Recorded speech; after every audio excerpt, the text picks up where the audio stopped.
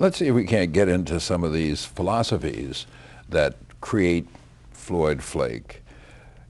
Can you see a difference between vision, philosophy, and style? Are they the same thing for you? Are they different?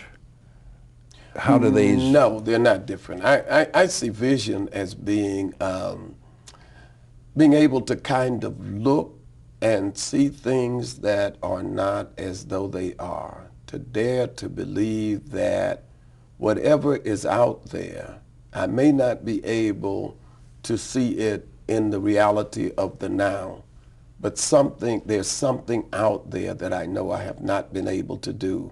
And my vision tied to my reality brings me to a perception that allows me to be able to go beyond what I can see with my natural eye and believe in my spirit that there is something else that I'm going to be doing at some point.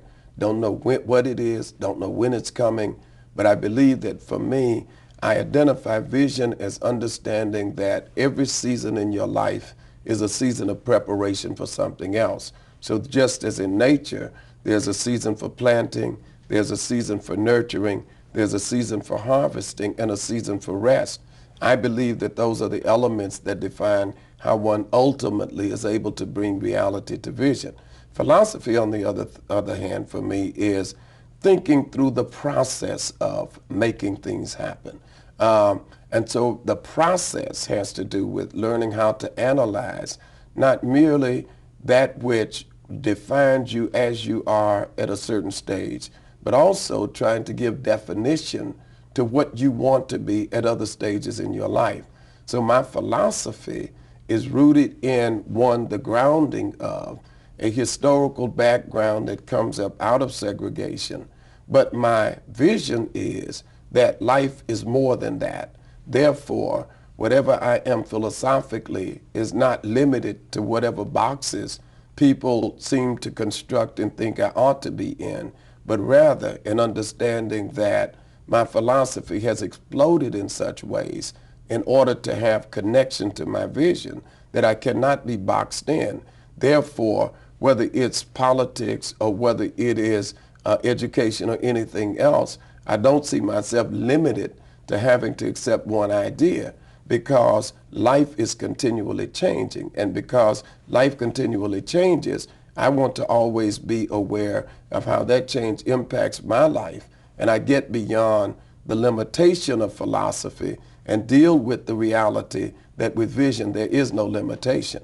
Now, and what I've been blessed with is a sense of a common style that is in many ways learn an attachment to people, and so that with a style where people are comfortable in my presence because they know that I'm not such an ideologue, that I cannot accept, appreciate another person's point of view even if I don't agree with it.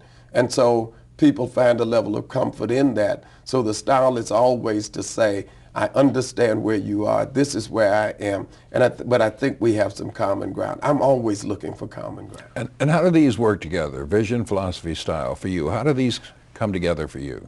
I think vision, philosophy, and style come together in a way that with my philosophical positions, I'm always able to create a sense in the minds of people that there are things you can do better and greater. With my ability to have a vision and then make that vision real, people are able to say, here's a guy who does not only have vision, who does not even have the rhetoric of possibility, but actually when he talks about possibility, I know that because I see the results, that this can become reality for my life as well. And the style is one of giving comfort, a kind of comfort where people know that if I can trust him, then I can trust myself to do more for myself, because I've seen what he's been able to do for himself by virtue of the style that he's adopted in terms of his own lifestyle. But there was a point when you're 19 years old, you become the pastor of this church, you don't have any accomplishments. I have none. You have nothing to show people. And that's where it all begins. Yeah, okay. That's the foundation. So it starts right there. Yeah, you start from, you launch from wherever you are. I think I said it last night, wherever you are, I believe that that's just another launching pad. And you keep on every stage you go in life. Too many people find comfort at the stages where they have some measures of success.